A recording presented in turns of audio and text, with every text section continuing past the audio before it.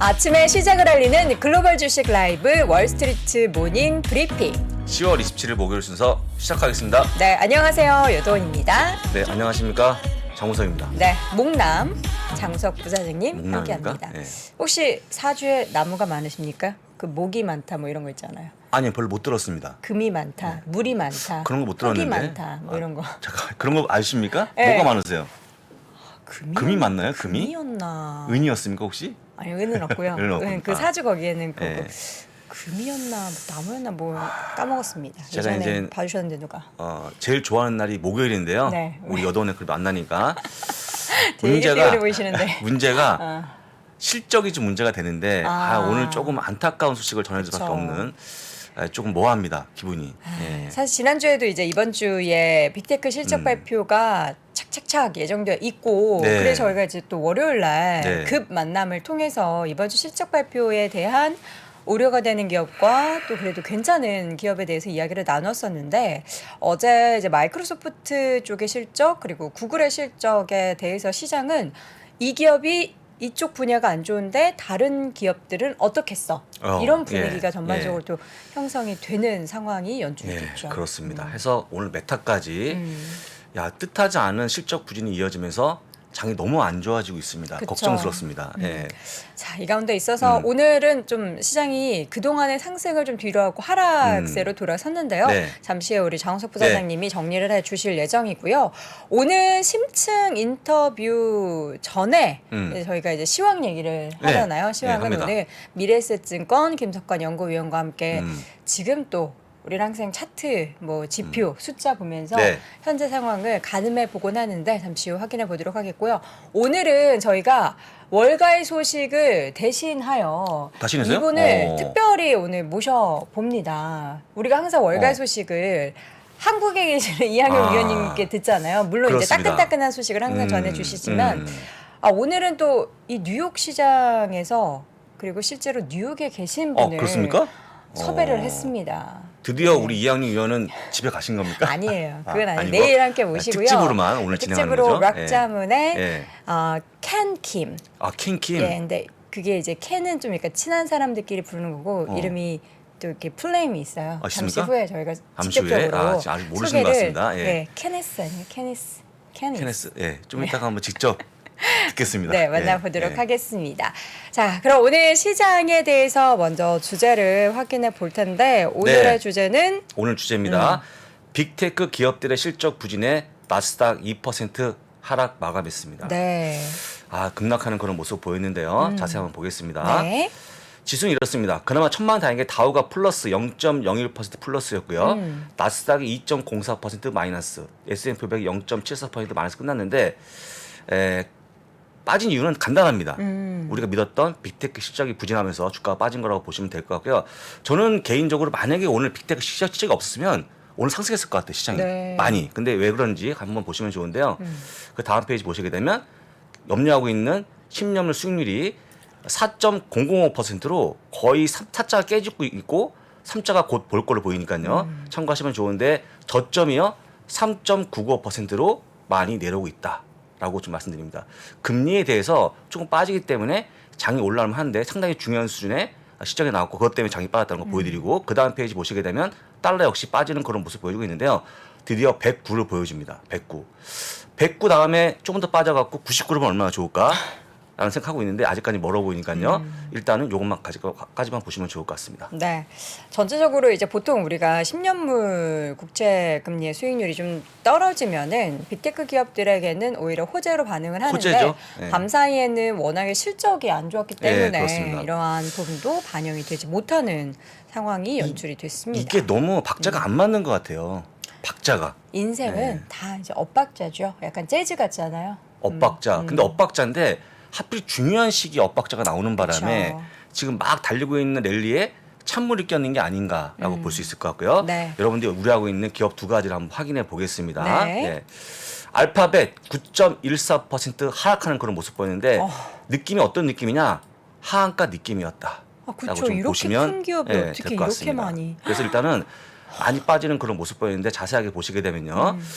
이 기사는요. 이 실적에 대해서는 앞서 얘기했던 제가 한 조금 전에 얘기했죠. 글로벌 라이브에서. 네. 그걸 보시면 좋을 것 같습니다. 약 약 한 7시간 8시간 전? 전? 네, 아, 그때 얘기한 7시간 거니까 전? 그때 가서 보시면 될 것 같고요. 한번 결과를 보시면 좋은데 주가 하락 요인이 바로 이거였습니다. 13군데 IB가 모두 목표 주가를 하향했다라고 보시면 좋은데요. 많이 내린 게 키뱅크가 118까지 내렸다고 보시면 되고요. 웰스파워는 그나마 나왔는데 140까지 내리면서 어쩜 이렇게 혹독한 평가를 내립니까? 이게 더 하락한 요인이었다고 좀 보시면 될 것 같습니다. 네. 그래서 저희가 물론 좀 못 나오면 주가 내리는 게 당연한 건데 이건 너무했다라고 그렇죠. 보시면 좋을 것 같으네요. 괴롭습니다. 네. 이 목표 주가 하향도 그렇지만 투자 의견을 또 하향 조정한 증권사도 보니까 표시해 두신 뭐 웰스파고나 키뱅크 쪽에서 하향 조정한 거죠. 예, 근데 저는요 사람이 살다 보면 약간 실수하거나 맨날 1등하다 2등할 수 있는 거 아닙니까? 그렇긴 한데 네. 이게 이제 1등은 더 이상 올라갈 곳은 없지만 그걸 유지하는 게 굉장히 어렵고 중요하잖아요. 그렇습니다. 근데 그게 내려와 버리면은 이제 그때부터는 굉장한 실망감이 반영될 수밖에 없는 것 같아서 지금 구글의 모습이 딱 그런 모습이 아닌가라는 생각이 들었습니다. 그냥 이렇게 내린 이유는 간단하죠. 앞으로 광고에 대한 상당히 어려울 것 같고 광고주들이 광고를 안 낸답니다. 그렇죠. 지금 어려우니까. 해서 일단 치명적으로 주가가 빠진 거 보여드렸고요. 네. 그 다음 기업 마이크로소프트입니다. 아이고. 7.72% 하락했습니다. 역시 네. 하한가 느낌이라고 좀 보시면 될 것 같고요. 이쪽은 더합니다. 16군데 IB가 모두 목표 주가를 내렸고요. 보시게 되면 그나마 높은 게 크레딧 스위스가 365를 제시했고요. 그 다음에 낮은 게 8%는 260을 제시했기 때문에 이 차이가 $100가 납니다. 네. 많이 빠진 거 다시 한번 보여드리고 어쩜 혹독하게 발표했는지 모르겠습니다만 조금 제가 볼 때는요 너무 자비가 없다 실적에. 근데 예. 이건 자비가 없어야죠. 예, 없어야 되는데 그렇죠. 아니 한 군데라도 좀 어떻게 좀 하면 안 돼요? 아니에요. 그러면은 제의를 제일 잘 못하는 거예요. 우리 차갑게 이거는- 울어야 됩니다. 돈 아니, 관련된 거는 아니. 선 딱 긋고 예, 예. 지인한테는 돈 빌려주지 말고 알겠습니다. 딱 제가 보증 서지 말고 반성하겠는데 예, 돈 관련해서는 예, 명확하게 그렇습니다. 해야 저는 좀 합니다. 야박하게 봤는데 맞죠. 평가 저대로 하는 네. 건데 평가가 되게 혹독하게 나와주고 있고 이렇게 나빠진 실적이 좋아지는 게 좀 멀어 보이기 때문에 그게 문제가 되는데 앞으로 주가 흐름이 좀 더 안 좋을 거로 보이니까 네. 참고하시고 좀 매매 활용하시면 좋을 것 같습니다. 네. 저 어제 마감한 그 주가가 마이크로소프트가 $231, 네. 구글이 그때 $94였잖아요. 깨졌죠. 예. 어떡하죠? 이렇게 큰 기업들이 이렇게 무너지면은 전체적으로 시장이 다 이렇게 약간 심리 자체가 좀 침체가 되잖아요. 그렇습니다. 시총 상위주들이기 그렇습니다. 때문에. 예, 그렇습니다. 아, 그 다음에 조금 더 실적 발표한 메타 플랫폼 3분기 실적을 볼 건데요. 자, EPS 하이하는 그런 모습 보였습니다. 1.89 대비 예상치 1.64로. 하회. 그다음에 붉은색 하얀 거니까 보시면 좋은데요.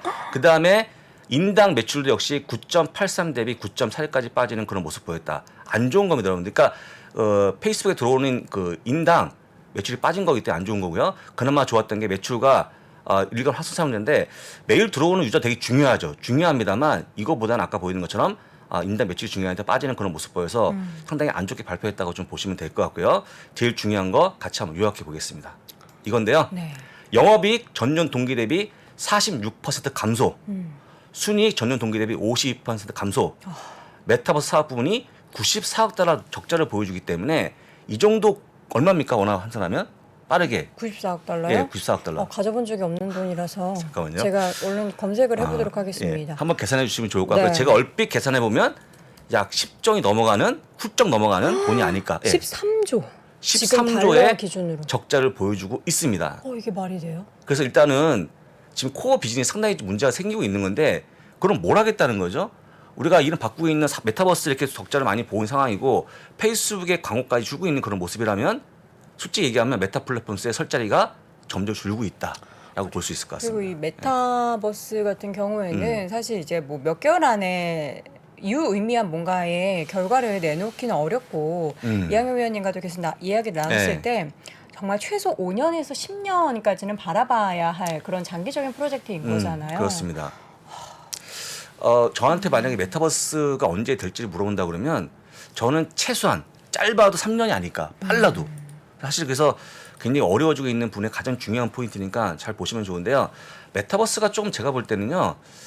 약간 지금 뜬구를 잡는 게 아닌가라고 볼 수 있는 사업이니까. 그게 또 모르는 거예요. 예전에 이제 우리가 뭐 메타와 다르게 테슬라 그렇죠. 봐도 테슬라, 일론 예. 머스크가 이야기했을 때 뜬구름 잡냐 그런 얘기를 정말 예. 많이 했었잖아요. 그렇군요. 근데 이제 달라졌잖아요. 근데 뭐 그렇습니다. 그렇게 될 수 있을지 없을지는 누구도 예단하기 네. 어렵지만, 근데 저는 지금 너무 놀란 게 네.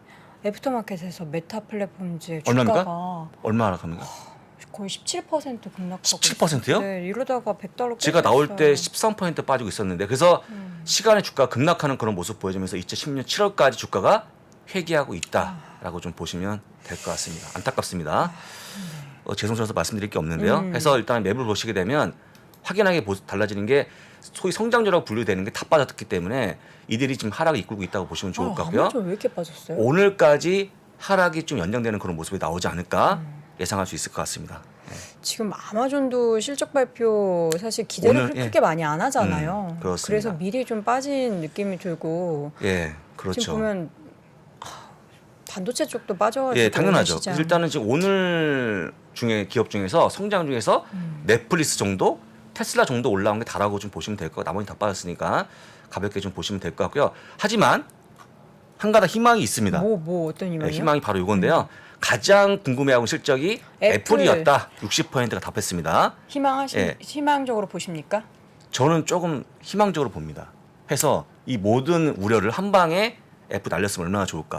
그러니까 실적은 예. 예상치를 상회할 수 있지만 향후 가이던스에 대해서 사실 계속 발표를 안 하잖아요. 예. 근데 지금 분위기는 뭔가 경기 침체에 따른 뭐 자동차나 이러한 200만 원을 넘어서는 IT 기기에 대해서 수요가 좀 많이 줄어들 거라는 우려가 기사가 나타나고 많죠. 있잖아요. 그리고 그래서 우리 시장에도 뭐 LG노텍이나 맞죠, BH 이런 빠졌죠. 종목들 네, 많이 네, 하락하고 그래서 저는 물론 실적 지금 단계에서는 숫자는 잘 나오겠지만 향후 전망에 대해서 좀 이렇게 안 좋지 않을까 이런 얘기를 때문에 또 심리 자체나 뭐 주가나 과연 좋을까에 대한 의구심이 좀 생겨요. 그렇죠. 아무도 모르기 때문에 끝까지 봐야 되는데 네. 하지만 그나마 희망적으로 볼 수 있는 기업이 이거밖에 없다는 얘기죠. 뭐 애플 걱정을 예. 하는 게 아니다라고 그래서 했으니까요. 잘 보시면 될 것 같고요. 자세한 내용은 내일 이 시간에 여도원 앵커가 직접 전달하겠습니다. 부담스러워. 그래서 아마 애플. 제가 오늘 머리 한 움큼 빠졌거든요. 이거 시점 그런 보면서. 내용이 나오지 않을까 싶은데 제발 그러지 않기를 한번 기원해 보겠습니다. 네, 알겠습니다. 자, 이렇게 해서 오늘 전반적인 시장 좀 암울했던 빅테크 종목들의 하락 소식을 전해드렸고요. 잠시 후에는 시장 전반적으로 우리가 과연 체력이 있는지, 지금까지의 상승 그리고 앞으로의 흐름은 어떨지는 미래에셋증권 김석환 선임연구위원과 함께 이야기 나눠보도록 하겠습니다. 임자, 3프로 TV랑 백년 화편이랑 참 똑같은 거 알아? 암만 알죠. 참 잘들 만들어. 3프로 콘텐츠도 그렇고 백년 화편은 쫄깃쫄깃 떡맛이 참 좋고. 또 락샤리 하자뇨. 3% 내용이랑 백년 화편식 재료가 얼마나 고급진데. 무엇보다 참 성실들혀. 매일 새 콘텐츠 올려주고 매일매일 당일 만든 떡만 배송하자뇨. 떡상하는 그날까지 백년화편.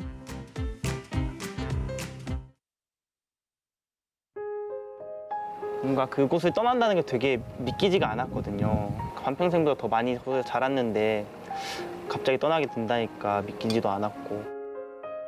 여러분의 독립은 몇 살이었나요? 보육원의 아이들은 만 18세가 되면 시설을 나와 홀로 살아가야 합니다.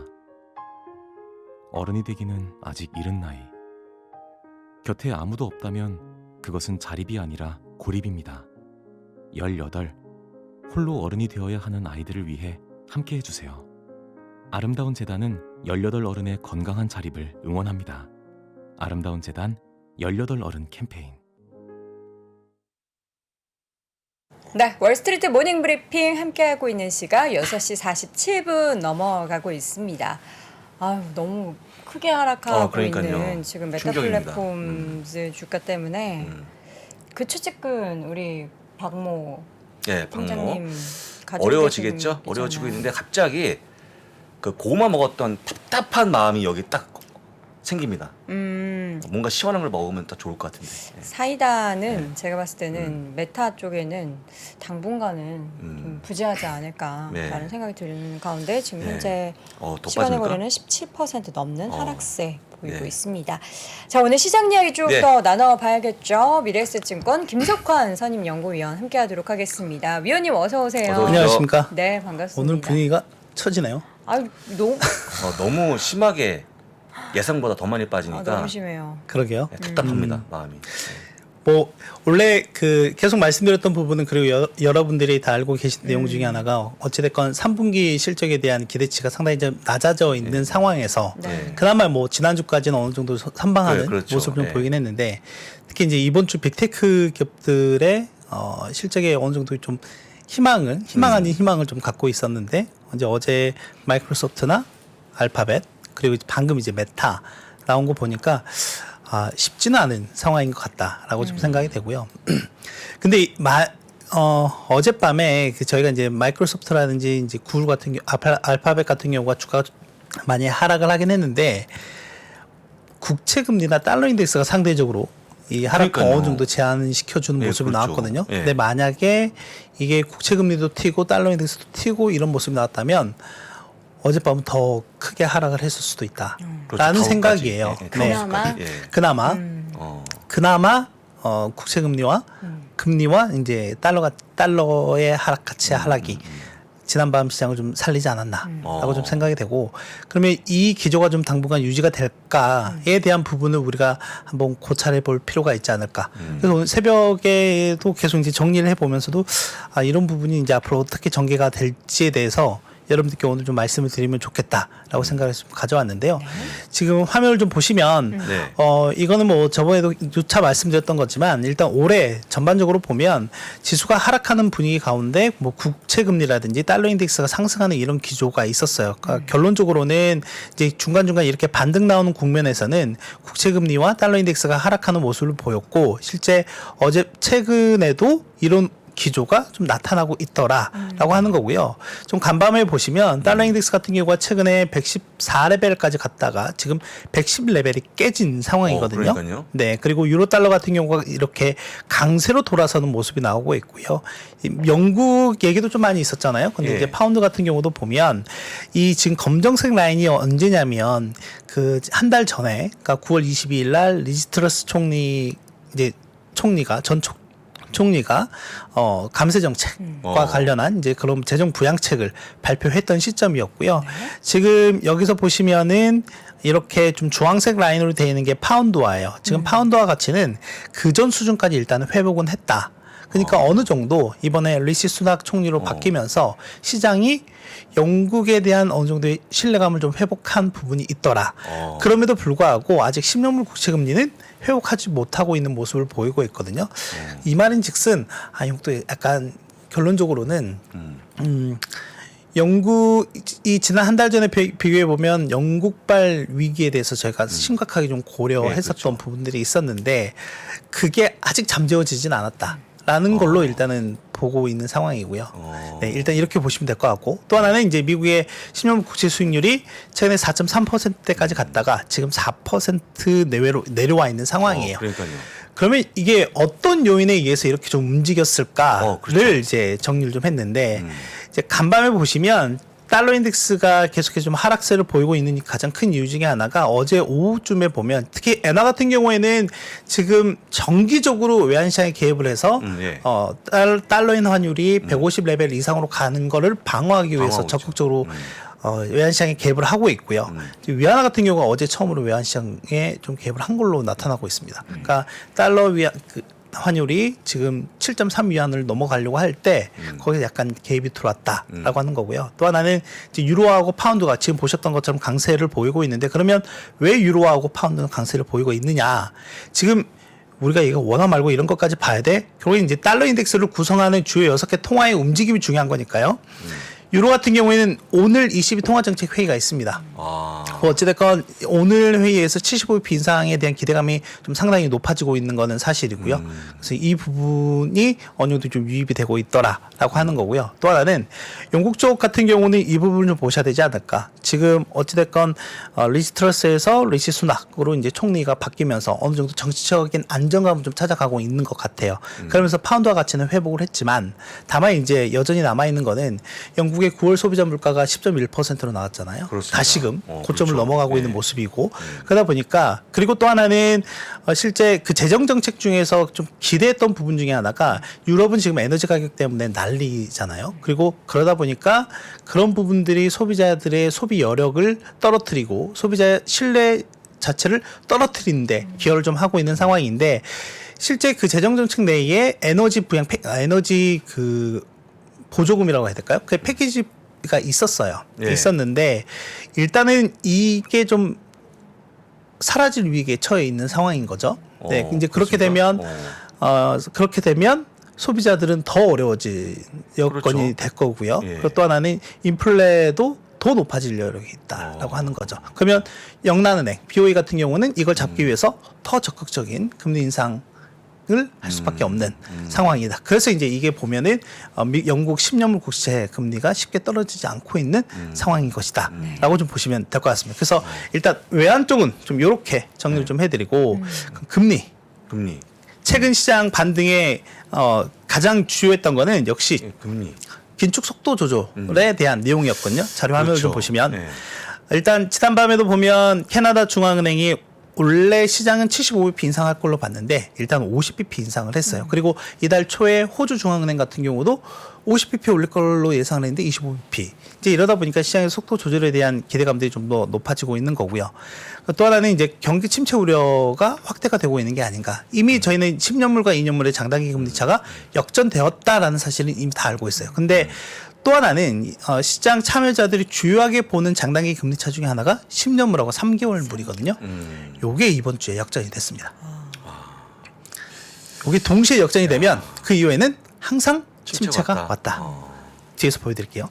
또 하나는 이제 이게 팽팽하게 있는 거예요. 긴축을 지속할 거냐라고 하는 거거든요. 뭐 일단은 높은 인플레가 계속해서 좀 지속이 되고 있는 상황이고 이번 주에 9월 PCE 물가가 발표가 되는데 헤드라인보다는 결국엔 이제 코어가 어떻게 되느냐가 되게 중요할 것 같은데 지금 시장 예상치가 올라와 있는 상황입니다. 그리고 이제 오늘 이제 최종 수치가 발표됐어요. 그러니까 애틀란타 연원에서 발표하는 3분기 미국의 경제 성장률 지난주까지 2.9%였고요. 오늘 최종치는 3.1%. 좋네요, 그건. 상당히 좋죠. 상당히 좋습니다. 예. 네, 근데 이게 좋은 게 시장에서는 그게 좋은 게 아니죠. 호재로 받아들이지 못하고 있다는 게 문제가 되고 이제 고용도 마찬가지죠.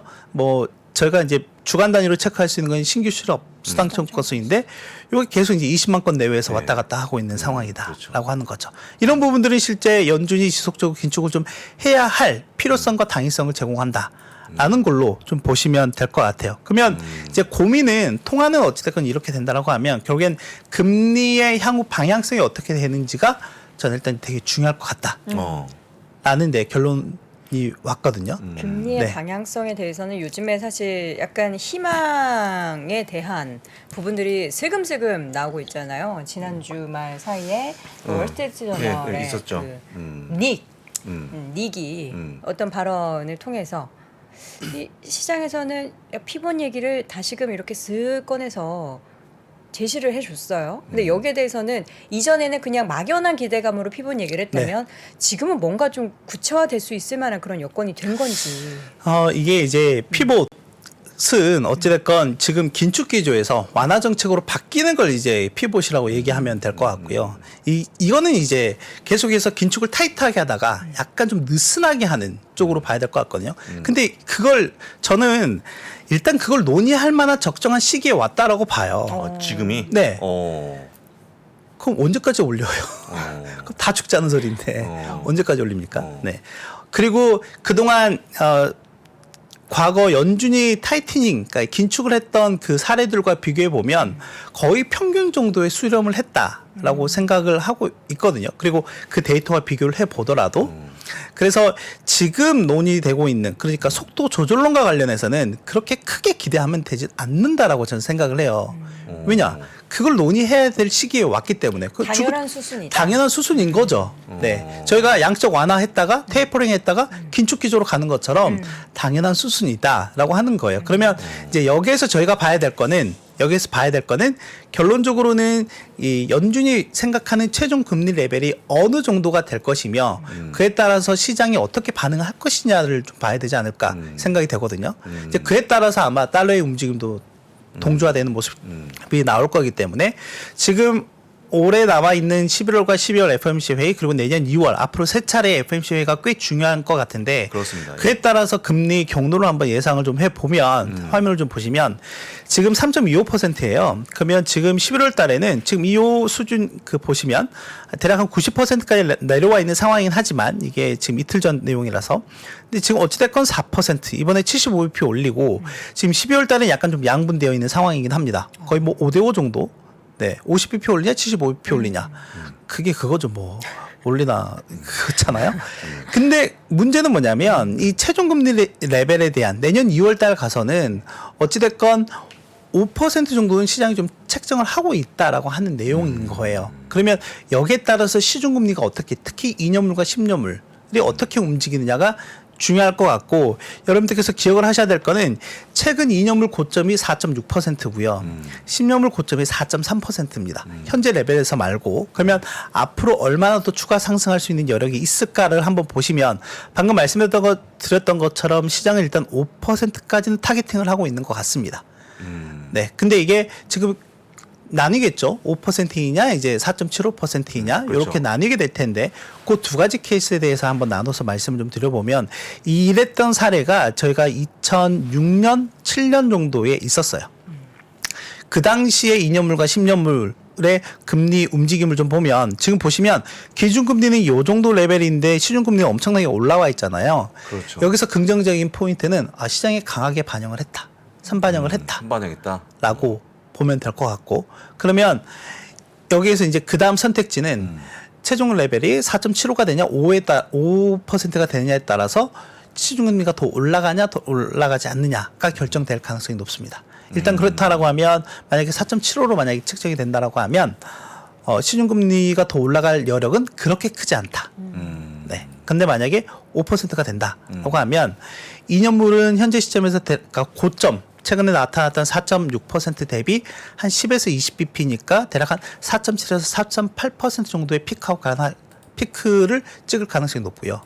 10년물은 최대한 50bp 정도 더 올라갈 여력이 있다고 보시면 될 것 같아요. 4.5 정도 넘어서는 그렇죠. 기준? 만약에 5%가 된다고 하면 4.3에서 최대 50%니까 50bp니까 한 4.8까지도 올라갈 여력이 있다라고 하는 거죠. 그러니까 그 부분을 여러분께서 이제 앞으로 좀 체크를 좀 하셔야 된다라고 좀 생각이 되고요. 아직은 여기에 대한 터뷸런스가 좀 남아 있습니다. 네. 그렇기 때문에 여기에 대한 부분은 근데 지금 보시다시피 앞에서 3분기 경제 성장률 상당히 잘 나오고 물가도 빠르게 떨어지지가 않고 있고 그렇죠. 네. 그렇기 때문에 연준이 과연 시장 바람처럼 갑작스럽게 정책 전환을 선회할까에 대한 부분은 여전히 저는 이제 퀘션 마크를 갖고 있는 거고 계속 강조했던 부분은 우리가 일단 금리를 올리더라도 그게 한동안 유지를 할 거다라고 하는 부분이거든요. 근데 이제 지금 보여드리는 자료를 보시면 항상 금리 인하 전에 시중금리가 먼저 피크아웃을 하기는 해요. 네, 피크아웃을 하기는 하기 때문에 이번에 지금 방금 이제 말씀드렸던 부분들을 여러분께 참고하셔가지고 만약에 요 시중금리가 피크아웃하고 하는 움직임이 좀 나온다고 하면 그때부터는 시장에 대해서 좀 더 적극적으로 대응을 하셔도 된다라고 생각이 되고 이제 이런 시점부터는 주식뿐만이 아니라 네. 채권 쪽으로도 채권, 관심을 네, 가져보셔도 네, 되고 네. 채권형 ETF 쪽으로도 관심을 가져보셔도 그렇습니다. 됩니다. 네. 근데 주식하시는 분들이 채권 쉽게 사지는 못하시는데 그렇죠. 채권형 ETF는 주식처럼 접근하실 수가 있으니까 네 그렇게 한번 좀 양분돼서 보셔도 되지 않을까 생각이 근데 됩니다. 올해는 채권 ETF 되게 많이 빠졌잖아요. 안 좋았죠. 안 좋았죠. 반등 시점에 거의 왔다고 볼 수 있을 것 같으니까. 뭐 네. 그렇죠. 방금 말씀드렸던 것처럼 어느 정도 시장이 좀 시중금리가 강하게 반영을 했고 선반영을 했고 실제로 추가적인 기준금리 인상의 폭이 그렇게 크지 않다라고 하면 그러네요. 네. 모든 게 안개 속인데 그나마 희망이 하나 있네요. 희망이 있습니다. 다음 주 이맘때 금리 결정 이후에 또 나오시니까 그때 우리가 들을 수 있는 이게 이쪽에서는 뭐 1인자 아닙니까? 금리 관련해서는 그래서 같이 풀이를 들을 수 있을 것 같습니다. 굉장히 긍정적이시네요. 아 그럼요. 제가 아니 그 안에서도 정말 네. 잿빛이 된 시장 안에서도 희망이 한 불씨. 줄기 빛을 봐야죠. 뭐 그리고 또 하나는 아까 그 장단기 금리차 역전됐다고 네. 말씀드렸잖아요. 네, 한번 보시면 네.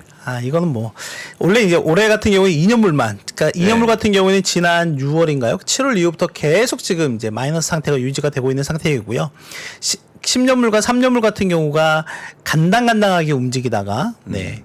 실제 올해 한 1분기 정도에는 요게 격차가 엄청나게 나기도 했었거든요. 예, 대단히 의아하게 봤던 부분 중에도 하나였는데 역시 수렴하는 모습이 나왔고요. 역전되는 모습이 나왔다. 그러면 앞단에 한번 사례들을 한번 살펴보시면 이게 2020년 팬데믹 구간이고 이때가 이제 글로벌 금융위기 당시이고 이게 닷컴 버블 시점이거든요. 항상 그 직전에 요 두 개 검정색 라인과 주황색 라인이 사이좋게 마이너스 구간에 있었다라고 하는 거죠. 그렇기 때문에 향후에 이제 어느 특정 시점에서는 요게 이렇게 음영 구간에 들어갈 가능성이 높아졌다라는 걸로 좀 보시면 될 것 같습니다. 자, 이 가운데 있어서 우리가 이제 물가 한번 좀 짚고 네. 넘어가 보도록 하죠.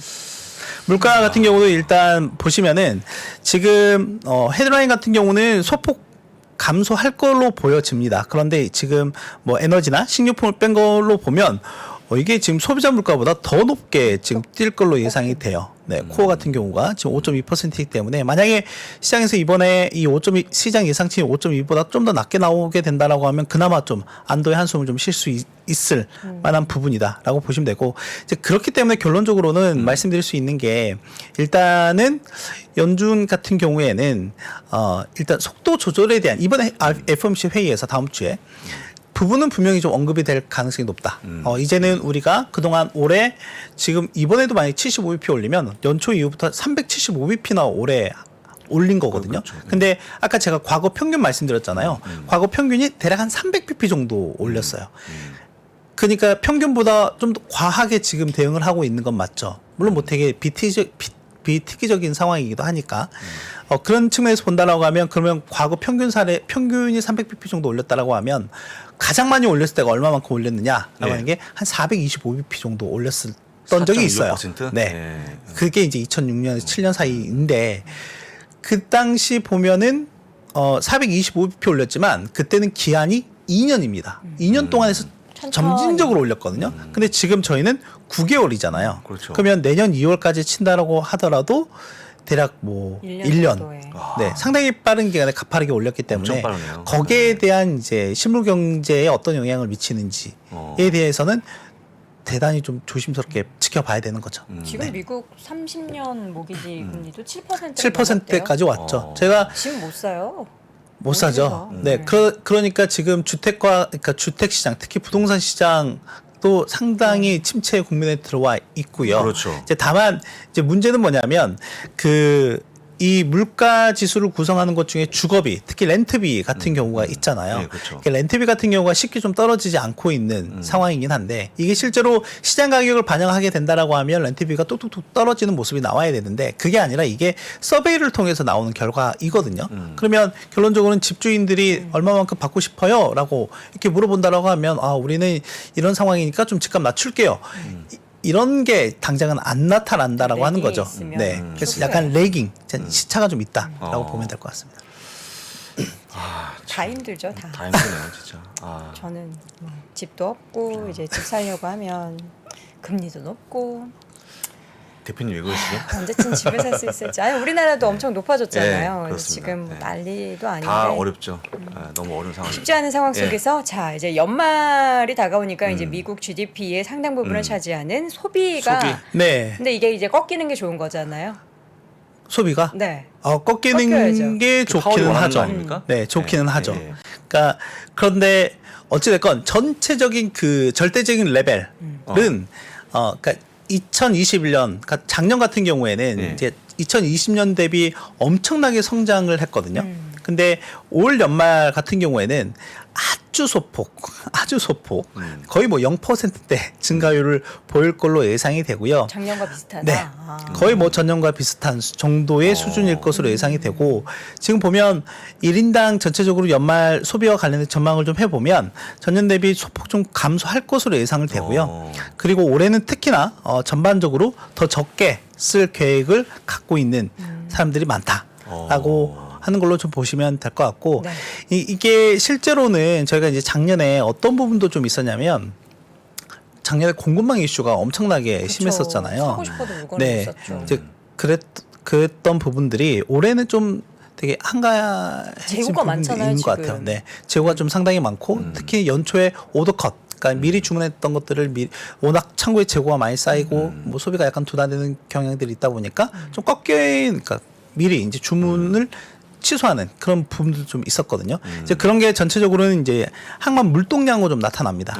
이제 미국 서부 항만, 특히 LA 항이라든지 롱비치 항이 있거든요. 그러니까 여기가 이제 중요한 이유는 결국에 이제 아시아 쪽에서 생산된 제품, 특히 중국에서 생산된 제품들이 태평양을 건너서 서부 항만으로 가서 요게 이제 미국 내 전역으로 이동하는 과정이 되기 때문에 이 서부 항만의 물동량이 상당히 중요한데 지금 요 하반기부터 보면 전체적으로 좀 감소하는 경향이 심해지고 있고 특히나 뭐 4분기 정도에는 전체적으로는 약간 좀 원래 계절성이 좀 있긴 했었거든요. 근데 그 계절성보다 좀 더 둔화되는 모습이 올 하반기에 좀 나타날 걸로 보여진다라고 생각이 되고 그러다 보니까 이제 앞으로 발표된 이제 소매 판매 데이터들 적어도 이게 약간 또 시기가 좀 분산되기도 했거든요. 9월부터 좀 미리미리 쇼핑에 나서는 사람들이 좀 많이 그렇죠. 있다 보니까 예, 있습니다. 예. 네, 그래서 분산되는 효과들이 좀 있긴 했었는데 그러면 이 소매 판매와 관련한 데이터 같은 경우도 약간 좀 부진하게 좀 나올 가능성도 있다라는 부분도 좀 같이 체크하시면 좋을 것 같고 종종 이제 보여드렸던 것 중에 하나가 뭐냐면 이제 작년과 올해의 움직임을 보면 네, 항만이 작년에는 공급망 이래 가지고 쭉 줄 서서 이렇게 선적과 하역을 하려고 대기하고 있었던 배들이 이제는 거의 없다. 네. 그래서 이제 공급망과 관련한 그런 이슈들은 어느새인가 이제 잠잠해졌다라는 걸로 보시면 될 것 같습니다. 네. 자, 그렇습니다. 우리 또 김석환 위원님께서는 이번 주 뭐 여러 지표 발표, PC를 비롯한 지표 발표 그리고 다음 주 FOMC 그리고 그 다음에 뭐 중간 선거, 뭐 네. 10월 말, 11월 초 그리고 연간 전망은 지금 열심히 아마 하는 시기이기 때문에 엄청 바쁘실 거예요. 아, 그렇습니다. 예, 그럼에도 불구하고 다음 주에도 만나 뵙는 걸로. 그러려면 알겠습니다. 건강 관리 잘 하시길 알겠습니다. 바랍니다. 오늘 말씀 고맙습니다. 네, 감사합니다. 저희 3프로TV가 우리나라에서 가장 많은 데이터를 분석하는 송기령 부사장과 함께 미래대학 강의를 선보인 지가 벌써 1년이 지났습니다. 대기업의 임원진들과 기관의 큰 프로젝트로만 제공되던 깊이 있는 통찰을 최초로 온라인을 통해서 공개했었는데요. 여러분들이 보내주신 다양한 피드백을 바탕으로 한층 더 업그레이드해서 다시 돌아왔습니다. 3프로TV 미래대학 확장판. 현상은 벌어진 거고 함의는 그 안에 들어있는 이유란 말이죠. 예측 그러셨는데요. 예측이 아니라 이해입니다. 그렇게 가게 돼 있어요. 누구보다 먼저 사회 변화를 포착하고 자신만의 전략을 수립하시는 귀한 시간이 되실 겁니다. 11월 7일까지 구매하시는 모든 분들께는 송기령 부사장과 함께하는 토크 콘서트 참석의 기회를 드리겠습니다. 영상 하단의 링크를 클릭하시거나 네이버에서 3프로TV를 검색해 주세요. 월스트리트 모닝브리핑은 한국투자신탁운용과 함께합니다. 네, 월스트리트 모닝 브리핑 함께하고 있는 시각 벌써 7시 11분 넘어가고 있습니다. 오늘은요, 네. 특별히 이분을 모시게 됐습니다. 네. 뉴욕에 현재 계시고요. 록자문이라는 곳의 대표님, 켄킴 대표, 저희가 화상으로 만나보도록 하겠습니다. 대표님, 안녕하세요. 안녕하십니까? 안녕하세요. 야, 네. 저 대표님, 거기 지금 밤 시간이죠? 지금 오후 6시입니다. 아, 그래요? 6시고요. 굉장히 네네. 어두워서 약간만 좀 이렇게 조명을 더 밝혀주시면 우리 대표님 얼굴을 더 예. 환하게 보실 수 있을 것 같아서요. 네, 조금 밝혀주시면 좋을 것 같고 지금 이만 보여요. 하얀 우리 대표님의 이만 예, 잘 보인다는 점. 자, 일단은 네, 그렇습니다. 우리 대표님이 처음 저희 3프로TV 월스트리트 모닝브리핑 함께 하셨으니까 간단하게 대표님 소개 말씀 부탁드려도 될까요? 이렇게 뭐 좋은 기회를 주셔서 되게 감사드리고요. 네. 저는 그러니까 증권사 한 20년 그 외사하고 국내 증권사에 한 20년 있었다가 네. 재작년에 제 ROK 어드바이저리를 차려서 네. 대부분 미국 기관 투자자 컨설팅, 한국 주식들 컨설팅 하고요. 네. 미국 주식들 대해서도 좀 컨설팅 하고 있습니다. 제가 록이라고 읽었는데 ROK군요. 죄송합니다. 네, ROK. 상관없어요. 네. 락이라 그러시면 예, ROK. 잘못해. 튼튼한 거. 켄킴 대표님. 풀네임이 케니스 맞죠? 케니스. 네네. 친한 켄이라고 분들은 불러도 켄이라고 이렇게 불러요. 예, 반갑습니다. 네. 자, 대표님 오늘 그러면 이야기를 해주실 부분이 사실 이게 얼마 전에 우리 예, 시장에 있었죠. 전해졌던 이슈 가운데 미국의 포시마크를 네이버가 그렇습니다. 인수를 했는데 여기에 대해서 사실 명확하게 네이버가 인수한 게 잘한 건가? 포시마크는 사실 우리나라 분들은 잘 모르는 기업이라서 그리고 요새 워낙 네이버가 전반적으로 주가도 안 좋고 안 하기 좋습니다. 때문에 예. 대표님께서 보시기에는 네이버가 포시마크 인수 잘한 거라고 생각하십니까? 주가로 보면은 안 된 것 같은데요. 그렇죠.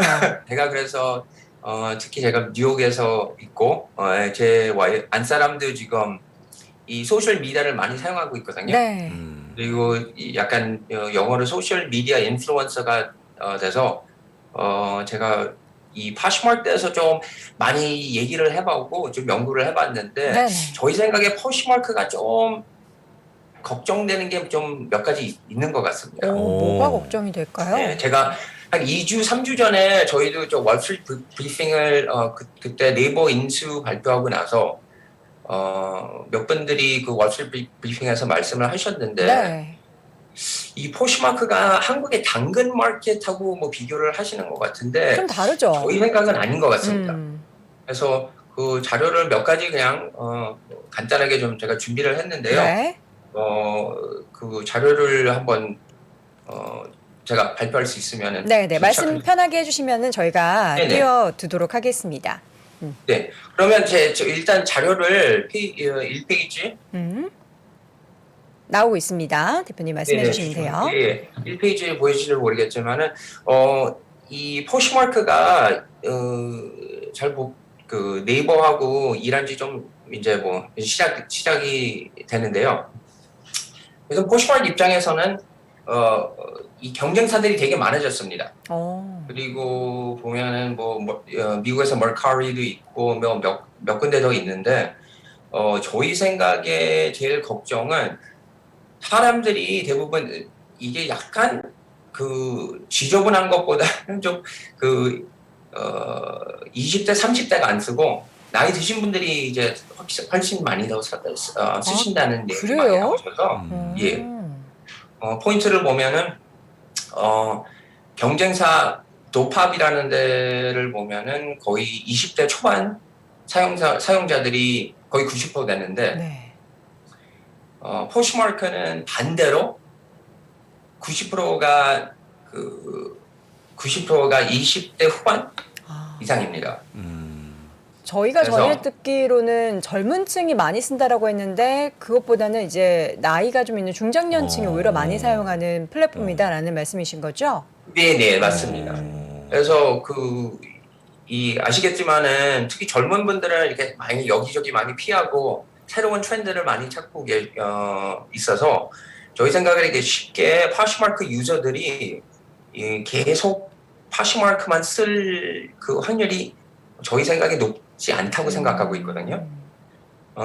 그래서 제가 몇 가지 말씀드릴 수 있는 거는 제일 먼저 포스마크의 유저들이 유저 베이스가 딴 데보다는 좀 나이가 많습니다. 그래서 그게 첫 포인트고 네. 두 번째는 지금 테이크 레이트를 보면은 그러니까 수수료를 보면은 좋은 점은 수수료가 그래도 20%는 이 소비자 입장에서는 좀 높다고 생각을 하시는데 그렇죠. 소비자 입장에서는 경쟁사 비교하면은 거의 33%거든요, 평균. 그래서 되게 낮은 수준입니다. 그러네요. 네. 그래서 그거를 비교해 보면은 $15 미만이면은 수수료를 그냥 3불 미만, 네. 2불 95전 받는데 15불 더 이상이면 수수료를 20% 받거든요. 네. 근데 딴 경쟁사 보면은 티어링 시스템이 있습니다. 그러니까 뭐 100불 이하, 200불, 300불 이하면은 그게 뭐 25%, 30% 이렇게 계속 높아지면서 평균 33% 받는데 포시마크는 지금 현재 15불 이상이면 한 20% 테이크 레이시거든요. 네. 그래서 경쟁사 비교 보면은 그래 그 수수료율은 낮다. 평균 네 그게 되게 낮고 네. 세 번째 제가 좀 그 포시마크 인수를 네이버가 한 거 걱정하는 게 보통 다 앱 다운로드를 사용하는데 네. 특히 나이 드신 분들은 저희 같이 이제 40대 된 분들은 그냥 컴퓨터를 사용하거든요. 네. 그래서 앱 다운로드를 보면은 별로 이렇게 다운로드 숫자가 그렇게 크지 많지 않습니다. 않다. 아, 보통 이제 네. PC로 다 거래를 하고. 네네. 그래서 제가 그 다음 페이지로 좀 옮겨주시면 네. 그 페이지로 보면 음.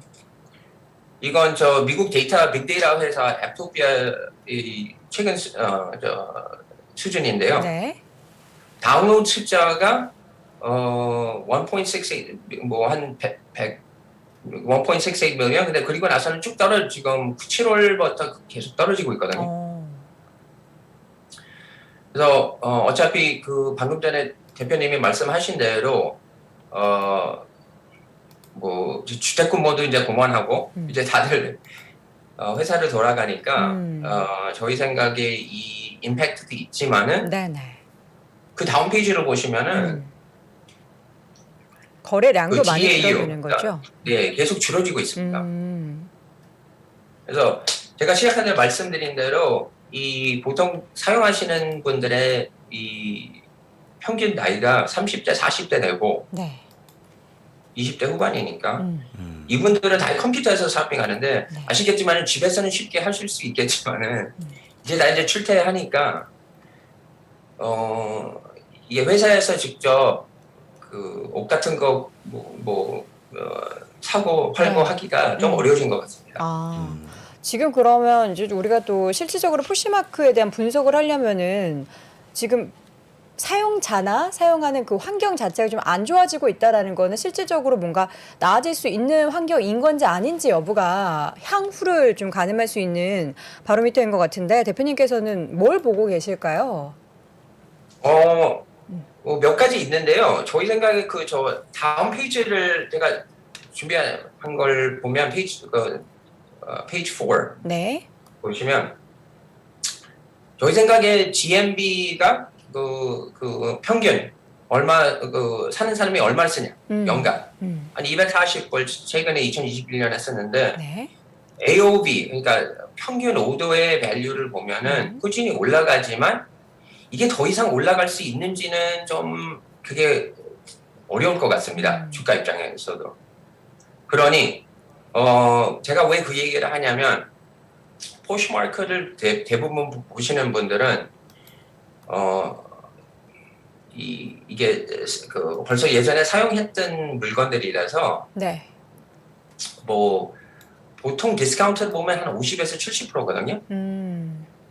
이게 보통 포시마크 계속 사용하시는 분들이 계속 들어가서 사용하는 걸 보면 네. 이게는 70% 이상 세일이 아니면은 사질 안 사는 않는다. 것 같습니다.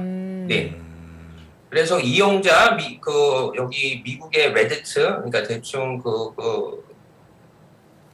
사용하시는 분들 블로그를 보면은 네. 그 파는 사람 입장에서도 너무 내고를 많이 한다. 남는 게 없다. 한 물건을 예전에 70% 올리면은 더 이상 그 물건이 70% 하락 세일이 아니면은 네. 안 만진대요. 그래서 그 걱정은 그럼 AOB를 어떻게 올리냐? 네. 저희 생각에 벌써 포시마크 사용하시는 분들은 이게 70% 아니면은 약간 저가 물건들을 사는 거지. 저희 생각에 절반 50% 세일이라도 거의 그 물건들이 안 움직인다는 얘기가 미국 블락에서 많이 나와서 이게 저희 걱정은 네이버 그 대표님도 인수 후에 뭐 한국 문화 머티리얼을 많이 사용해서 콘텐츠를 많이 쓰신다고 그러지만 네. AOB가 많이 안 올라가면은 좀 어려웠을 것 같습니다. 그쵸. 어차피 사용자도 많이 떨어지고 그러니. 근데 저희가 이제 푸시마크 인수한다고 그래서 네이버의 인수 소식이 들려오자마자 우리나라에 전해진 소식을 보면은 푸시마크에서 명품 거래가 많다 뭐 이런 얘기를 굉장히 많이 들었는데 대표님께서 전해주신 이 내용을 들으니까 우리가 들은 내용이 굉장히 또 잘못된 내용이었을 수도 있겠다라는 생각이 많이 듭니다. 자, 지금 그리고 다음 자료를 보니까 실질적으로 이용하는 국가를 보면 미국이 가장 많긴 하지만 그 다음에 인도가 잡히고 있는 것도 저는 좀 약간 의외인데요. 네, 저도 제가 이걸 어떻게 파악해야 되는지 좀 네. 생각을 해봤는데 대부분 미국에서 이제 제가 제 와이프도 얘기를 했지만은 네.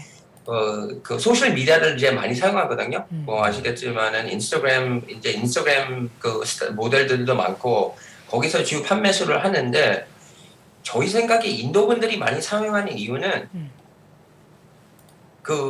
여기 미국에 계신 인스타그램 아니면은 페이스북 사용하시는 분들이 인도의 소프트웨어 엔지니어들을 많이 사용하시는 것 같습니다.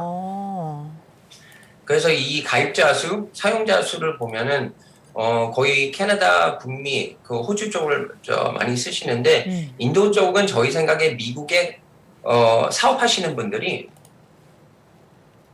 인도에 계신 분들을 직원들을 사용해서 그래서 그 숫자를 올라간 거지. 네. 직접 진짜 뭐 동남아 쪽에서 사용할 수 있다고는 생각을 안 합니다. 자, 그러면 그것을 시사하는 바는 뭔가 실질적으로 돈을 앞으로 많이 쓰는 것에 대해서는 좀 제한적일 것 같다라는 생각도 들고 앞서서 말씀해 주셨던 그 다른 경쟁업체랑도 비교했을 때도 뭔가 매력이 좀 떨어지는 혹은 이제 다른 경쟁업체들도 많기 때문에 쉽게 이용자는 푸시마크 사용하다가 다른 플랫폼을 사용할 수도 있다 이런 상황인 거잖아요. 네네. 그래서 명품, 그러니까 저도 푸시마크는 몇 번 사용해봤는데 명품은 많습니다. 제 생각에 약간 20대, 40대 분들이 그래도 명품을 많이 찾긴 찾고 네. 그리고 물건이 500불 이상이면은 그쪽에서 진짜 이게 진짜인지 가짜인지 그쪽에서 다 체크를 해주는데 만약에 500불 올렸다 그래서 지난번에 70% 할인해서 팔았으면은 다음 물건은 70% 이상을 옆에서 내고 할 수 있거든요. 가격은 인터넷으로 올린 가격으로 팔리는 게 아니라 네. 옆에 판매자를 직접 연락해서 팔 수 있으니 그렇죠. 저희 생각에 물건들이 쉽게 턴오버가 안 될 것 같습니다. 자, 그러면 저희가 이제 마지막으로 지금 이 네이버가 푸시마크를 인수한 것에 대해서 결론을 내려보자면 대표님께서는 어떻게 좀 결론을 이야기하실 수 있을까요? 저희는 쉽게 말씀드리면 네. 제가 최근에 소셜 미디어 보면서 느낀 게 특히 여성분들은 이제 미국에서는 이제 옷도 그러니까 우리나라 코웨이 같이 옷을 빌리는 게 되게 중요하다고 생각을 하고 네. 그런 웹사이트들이 지금 많이 뜨고 있거든요. 렌트하는. 그러면 옷장에서 드레스가 10개 있는 것보다 매주 옷을 빌릴 수 있으니 네. 예, 저희 생각에 그거를 비교해 보면은 이게 좀 파시마크 같든지 아니면 파시마크 경쟁사 엣시, 디팝 같은 게 장기 전망은 좀 어려울 것 같습니다.